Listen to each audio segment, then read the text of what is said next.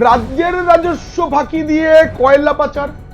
ইডির যে তথ্য তা অনুযায়ী রাজ্যের পুলিশ প্রশাসনই তাতে যুক্ত, রাজ্যেরই শাসক দলের নেতারা তাতে যুক্ত।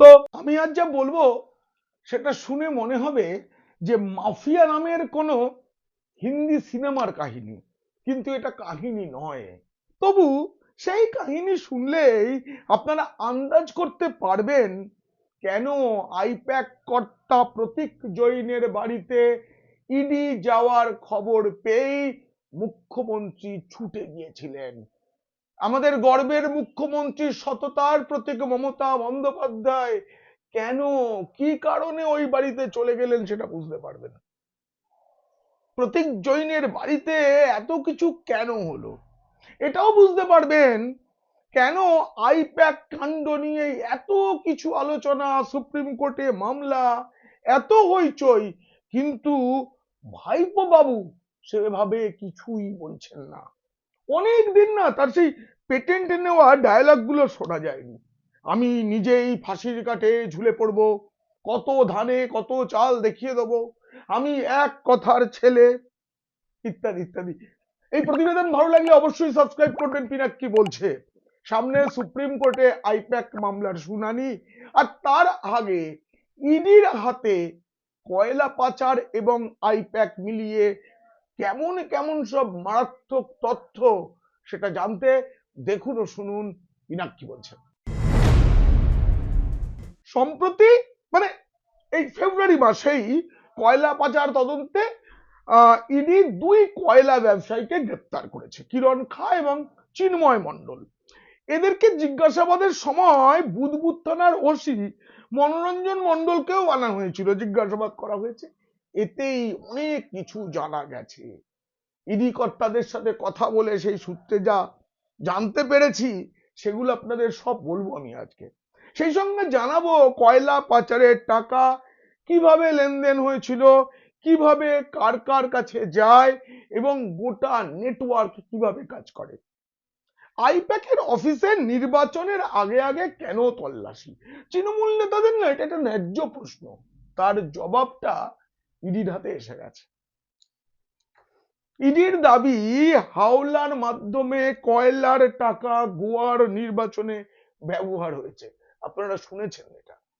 সেই সঙ্গে ইডি এখন খোঁজ পাচ্ছে যে দিল্লির যে আবগারি দুর্নীতি মামলা, যাতে মুখ্যমন্ত্রী মানে প্রাক্তন মুখ্যমন্ত্রী অরবিন্দ কেজরিওয়ালকে জেলে যেতে হয়েছিল, তাতেও নাকি আইপ্যাক জড়িত ছিল।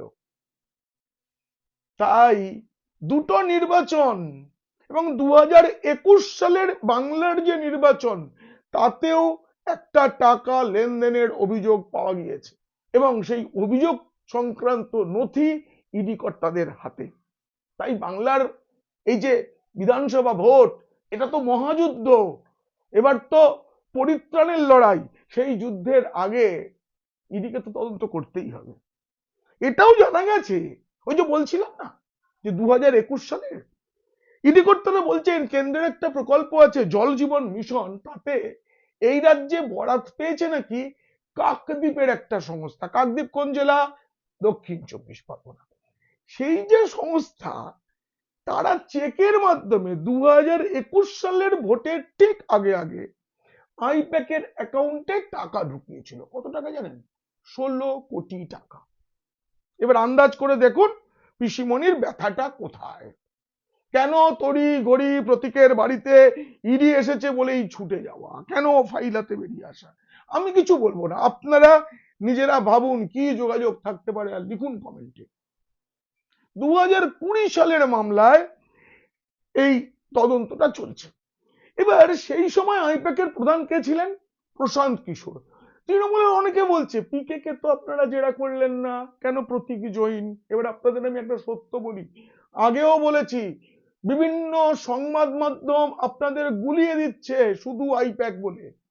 প্রশান্ত কিশোরের যে আইপ্যাক তার নাম ইন্ডিয়ান পলিটিক্যাল অ্যাকশন কমিটি, আর এই কয়লা তদন্তে জড়িত দুর্নীতির টাকা এদিক ওদিক করায় অভিযুক্ত যে আইপ্যাক তার নাম Indian pack consulting private limited. দুটো কোম্পানি এক নয়। গোটাটাই একটা ধোঁয়াশা তৈরির চেষ্টা রয়েছে। এই যে বর্তমানে বদলে যাওয়া যে আইপ্যাক, তার 3 জনের মধ্যে একজন ডিরেক্টর হচ্ছেন প্রতীক জৈন। তার এই 7 নম্বর লাউডাউন স্ট্রিট, কলকাতার খুব ধনী এলাকা, সেখানে তার বাড়ি, আর অফিস হচ্ছে সেক্টর 5-এ গোদরেজ ওয়াটার সাইড বিল্ডিং। সেও বিশাল। 8 জানুয়ারির যে তল্লাশি, তাতে ওই ইডি এসেছে বলে মুখ্যমন্ত্রী ছুটে যাওয়া, সবুজ রঙের একটা ফাইল নিয়ে বেরিয়ে আসা, হাতে নাকি ল্যাপটপ মোবাইল, তিনি একটা প্রেস কনফারেন্স করে বললেন সব নিয়ে নিয়েছি, কিচ্ছু নিতে দিইনি, তারপর চলে গেলেন গোদরেজ ওয়াটার সাইডের বিল্ডিং এ, সেখানে ইডি এবং কেন্দ্রীয় বাহিনী ঘিরে রেখেছে। তিনি সব জানেন, কোথা দিয়ে যেতে হয়, তলায় ড্রাইভারদের একটা বেসমেন্টের ভেতর দিয়ে একটা লিফট আছে, সেই লিফটে করে ওপরে উঠে গেলেন, সরকারি ফাইল গাড়ি বোঝাই করে নিয়ে চলে এলেন। বেনজির দৃশ্যের সাক্ষী হয়েছে বাংলা নয়, গোটা দেশ। এরপরে আপনারা জানেন আমি দিল্লি গিয়েছি, এবং প্রতিদিনই গুজরাট, মুম্বাই এসব জায়গায় যারা কাজ করেন তাদের সঙ্গে আমার প্রতিদিনের যোগাযোগ। তারা সকলে ছিছি করে। আমার লজ্জা লাগে তখন, আমার মুখ্যমন্ত্রীকে নিয়ে যখন আলোচনা হয় আমার লজ্জা লাগে। আমি বলবো, আমি বাংলাকে নিয়ে সমালোচনা করব, আমি বাংলার ভোটার, বাংলার নাগরিক, বাংলায় পড়াশোনা করে বড় হয়েছি, কাজ করছি। বাইরের লোক কেন বলবে, কেন সমালোচনা করবে আমাদের এই বাংলার পরিবার নিয়ে? আমার গায়ে লাগে, কিন্তু পরে মনে হয় বলবে তো বটেই। তিনি যে বেনজির কাণ্ড করেছেন, তিনি দাবি করলেন আইপ্যাকের অফিসটা নাকি ওনার দলেরই আইটি অফিস। কিন্তু আসলে কেন ছিল সেই তল্লাশি, কিসের যোগ, তারই চাঞ্চল্যকর তথ্য মিলেছে। আমি এখন সেটা আপনাদের জানাবো, নতুন কি কি পাওয়া গেছে সেটা বলবো। এখনো পর্যন্ত রাজ্যে এই কয়লা পাচার তদন্তে 322,71,00,000 টাকার সম্পত্তি বাজেয়াপ্ত করেছে ইডি। এটা স্থাবর অস্থাবর মিলিয়ে, মানে ব্যাংকের টাকা, জমি, বাড়ি, অফিস সব মিলিয়ে। এবারে ইডি যে প্রমাণ পেয়েছে তাতে দেখা যাচ্ছে পুলিশ প্রশাসন প্রভাবশালী, এই যে চক্র, এই চক্র না এবারে আঁতাত করে কোটি কোটি টাকার সরকারি রাজস্ব ফাঁকি দিয়ে অবৈধ কয়লা পাচার চক্র চালাচ্ছে। এই কয়লা পাচার চক্রের কিংপিন বলা হয় অনুপ মাঝি ওরফে লালাকে। আগেই আত্মসমর্পণ করেছেন লালার ঘনিষ্ঠ রত্নেশ বর্মা, তাকে জিজ্ঞাসাবাদ করে অনেক কিছু পাওয়া গেছে। আবার তো সম্প্রতি বললাম দুজনকে, চিন্ময় মণ্ডল, কিরণ খাঁয়ের কথা। এই যে চিন্ময় মণ্ডল এবং কিরণ খাঁ দুজনেই লালা সিন্ডিকেটের সঙ্গে যুক্ত। লালার মাধ্যমে নিজেদের কয়লা সাম্রাজ্য তৈরি করেন চিন্ময় ও কিরণ। 2020 সালে যখন এই কয়লা পাচার মামলার তদন্তটা শুরু হয়েছিল, তখন প্রথমে তো সিবিআই শুরু করেছিল। সেটা কি ছিল জানেন, রাজ্যে রেলের বিভিন্ন সাইডিং এলাকা থেকে কয়লা চুরির ঘটনা প্রকাশ্যে আসে, প্রথমে আয়কর দপ্তর, পরে সিবিআই তদন্তে নামে। সেই সূত্র ধরেই বেরিয়ে আসে এই মূল অভিযুক্ত অনুপ মাঝি ওরফে লালার নাম। এর আগে গরু পাচার যে মামলা, তাতেও দেখবেন এনামুল হকের সঙ্গে অনুপ মাঝি মানে লালার যোগাযোগ আছে, পাওয়া গিয়েছিল। এই লালার হাজার খানে ভুয়ো সংস্থা আছে কলকাতারই বিভিন্ন ঠিকানায়। হাওলায় একটা কারবার আছে, তারও বিস্তৃত নেটওয়ার্ক এই রাজ্যে সহ গোটা দেশে। এবারে কোটি কোটি টাকা, ওই যে বললাম না হাজার খানেক ভুয়ো সংস্থা, তার মাধ্যমে বিভিন্ন সংস্থার ব্যাংক অ্যাকাউন্টে জমা হয়। এখন জানা যাচ্ছে সেই টাকা নাকি আইপ্যাকের অ্যাকাউন্টেও জমা পড়েছে। ইডি মনে করছে সেই টাকা নাকি তৃণমূল ঠিক করে দিয়েছে, এমন বেশ কয়েকটি এনজিওর মাধ্যমে টাকাগুলো নাকি প্রভাবশালী নেতাদের কাছে গেছে, নগদে গেছে, ব্যাংক অ্যাকাউন্টে জমা পড়েছে। এবার আপনারা ভাবুন 8 জানুয়ারির কথা, কেন কেন আমাদের গর্বের মুখ্যমন্ত্রী, সততার প্রতীক মমতা বন্দ্যোপাধ্যায় একটা অসৎ কাজের তদন্তে বাধা দিতে গেলেন? কেন গেলেন ভাবুন আর লিখুন কমেন্টে। ইডি এটাও জেনেছে যে কিভাবে কয়লা পাচার হয়। গল্পটা আমি নিজেও গেছি ওইসব জায়গায়। দেখুন, যে ট্রাকে খোলা মুখ খনি যেগুলো, সেখান থেকে ট্রাকে প্রথমে কয়লা ভরে, এরপর তার তো একটা চালান হয়, সেই চালানটার সঙ্গে না 10 টাকা বা 20 টাকার নোট একসাথে আটকে দেওয়া হয়। এটা থাকে কোথায়? ওই যে ট্রাকের নাম্বার প্লেট সেখানে ঝোলানো থাকে, এবার তার একটা ছবি তোলা হয়।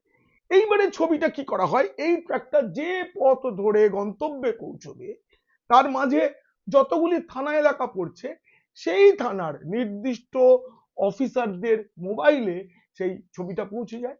এবার এই যে ঝুলতে থাকা চালান এবং টাকা, এটা গোটা পথে গাড়িকে যেতে কখনো বাধা দেয় না, পুলিশ দেখলেই ছেড়ে দেয়। এর জন্য মাসিক দক্ষিণা ফিক্স করা আছে, তার পরিমাণ মানে শুনলে মাথা ঘুরে যাবে।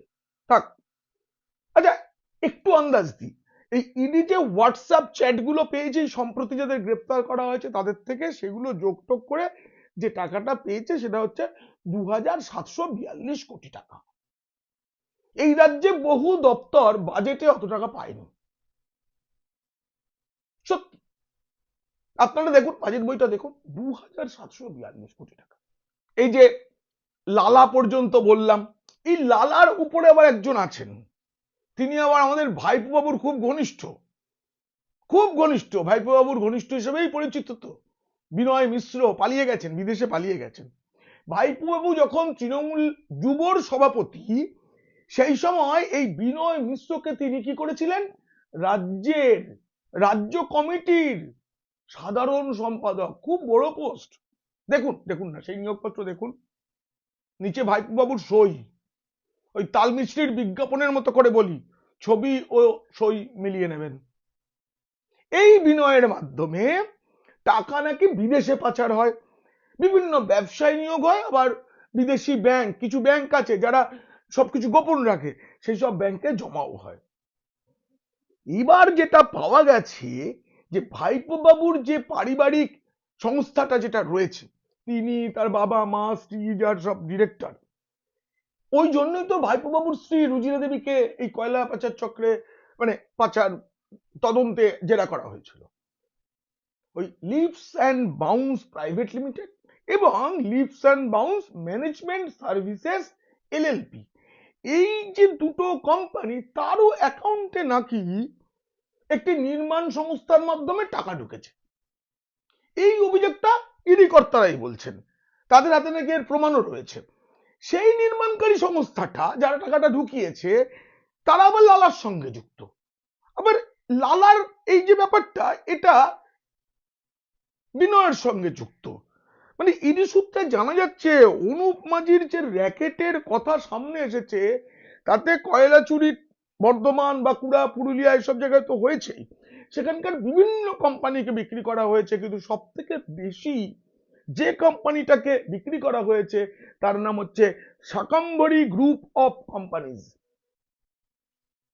এই তদন্তে না হাওলায় টাকা এদিক ওদিক করারও প্রমাণ মিলেছে, আর এখানেই উঠে আসে আইপ্যাকের নাম। ইডির দাবি Indian pack consulting private limited, আমি আবার বলছি কোম্পানির নামটা মন দিয়ে শুনবেন, I-PAC, Indian pack consulting private limited, অর্থাৎ এই নতুন আইপ্যাকের মাধ্যমে এবং তাদেরই মধ্যস্থতায় কমপক্ষে 10 কোটি টাকার লেনদেন হয়েছে।